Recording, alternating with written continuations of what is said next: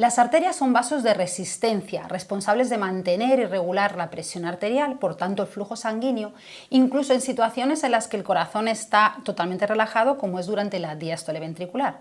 Sin embargo, las venas son vasos de capacitancia, son almacenes de sangre que pueden acoger hasta el 70% de la sangre cuando el gasto cardíaco, por ejemplo, es bajito.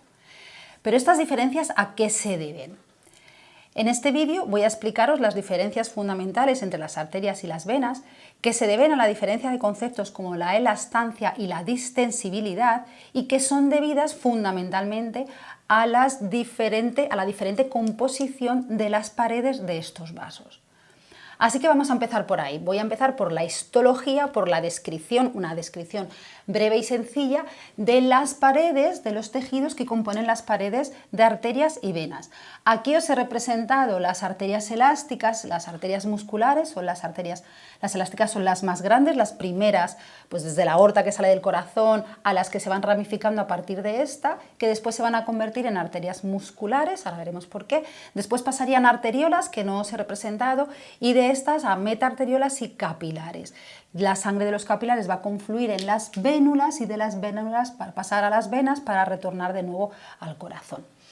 Entonces, digamos que todos los vasos van a tener una estructura similar, pero va a ir cambiando sobre todo en la proporción de cada uno de los tejidos.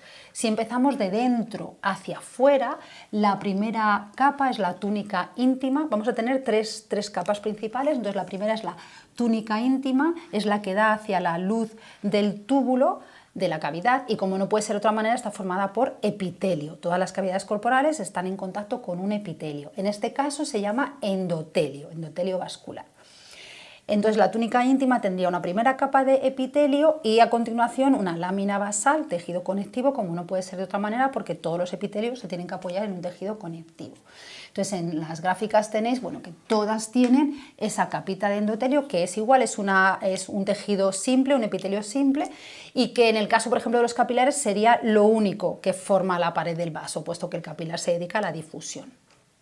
La siguiente capa sería la túnica media, que está formada fundamentalmente por músculo y que también va a estar presente, por supuesto, en arterias y en las venas y vénulas también. El músculo liso va a tener la función de regular a través de su contracción, relajación, el diámetro de estos vasos. Pero como veis, la composición también es diferente.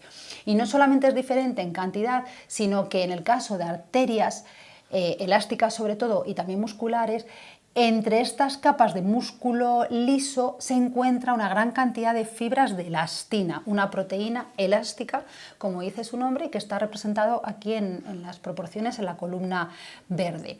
Las arterias elásticas tienen una gran cantidad de elastina, las arterias musculares tienen una menor cantidad de esa elastina, ganando en proporción el tejido muscular. En el caso de las venas, solo las venas de gran tamaño tienen un poquito de elastina, pero la cantidad es minoritaria y veremos enseguida por qué.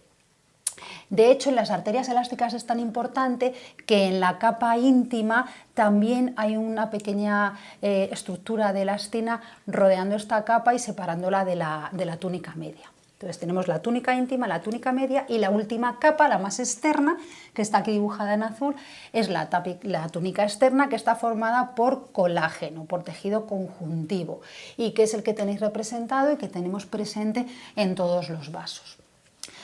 Entonces vamos a empezar por las características que comentaba, las propiedades de elastancia frente a distensibilidad. La distensibilidad hace referencia a esta propiedad de deformación de un vaso, de una cavidad, cuando aumenta su volumen. Si aumentamos el volumen de sangre y el tejido es distensible, pues va a cambiar, va a ir aumentando el radio.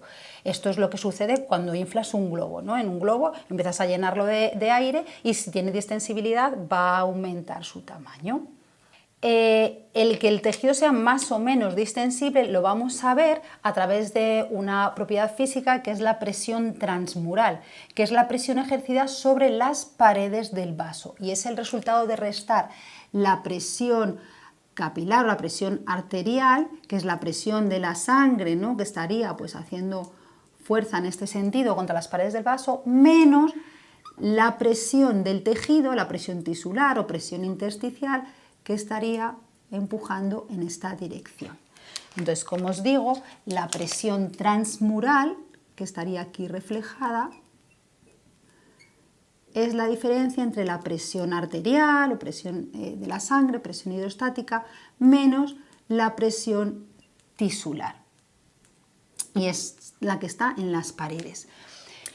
Y otro concepto a tener en cuenta es el de la tensión. Según la ley de Laplace, la tensión sería la diferencia de presión, de esta presión transmural, por el radio de este vaso. De manera que si una pared es poco distensible, va a aumentar su presión transmural, y al aumentar la presión transmural va a aumentar la tensión a la que estamos sometiendo a este vaso, que para que lo entendáis, la tensión sería la fuerza necesaria para unir los dos puntos de este vaso si estuviese rasgado, ¿no? Imaginar un daño en la pared del vaso, la tensión está intentando juntar estos dos puntos.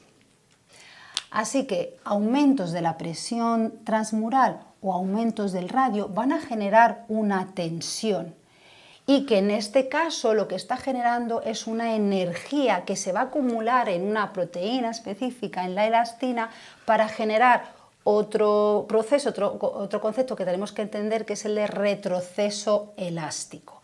Retroceso elástico sería empujar hacia dentro de nuevo las paredes del vaso, y esto ayudaría al bombeo de sangre. Pero antes de que nos liemos con tantos conceptos, vamos a verlos por separado. Vamos a volver a la distensibilidad y vamos a pensar en las venas. Cuando las venas tienen un porcentaje de sangre pues del 100%, un volumen relativo del 100%, un flujo sanguíneo estándar, están en realidad deformadas. Están deformadas porque su distensibilidad es muy grande y por tanto su presión es bajita y por tanto su tensión también es muy baja. A medida que vamos llenando las venas, vamos aportando más flujo, aumentaría su volumen, la vena se va a ir llenando, va cogiendo forma, como veis aquí, y llegaría a su máximo radio, aumentaría de forma, sin aumentar significativamente la presión transmural. Aquí a lo mejor estamos en una presión de 50.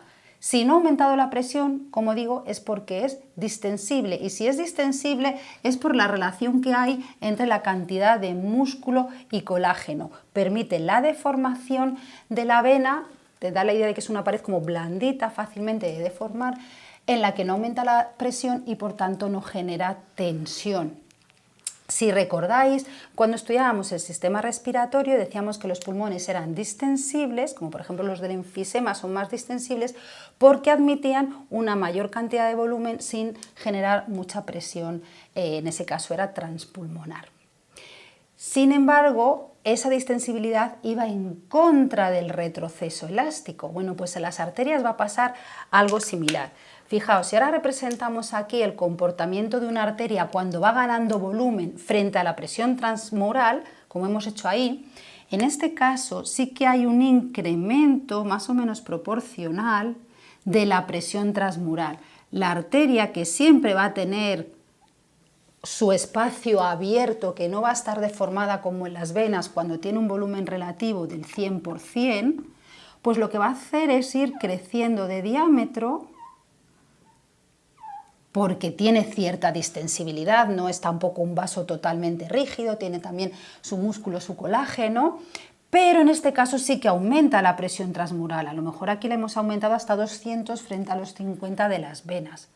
Entonces veis que la arteria me acoge un mayor volumen, pero me va generando una presión. Este aumento de presión me va a generar un aumento de tensión, y esa tensión, como digo, gracias a la presencia de elastina, sobre todo en estas arterias elásticas, se va a convertir en una fuerza utilizada para hacer un retroceso elástico. ¿Vale? Creo que ahora sí que se podría entender mejor. Fijaos, las arterias, la arteria aorta, por ejemplo, que tiene una presión media, la aorta tendría una presión media de unos 95 milímetros de mercurio y tiene un radio de, creo que es 1,13 o así centímetros. Esto nos va a dar una tensión altísima, pero va a ser amortiguada, o esa tensión va a ser, esa fuerza va a ser recogida por la elastina, tiene una alta cantidad de elastina, como veis ahí. Y eso va a ser aprovechado para hacer un retroceso elástico. Si esto es el corazón que está bombeando a la aorta,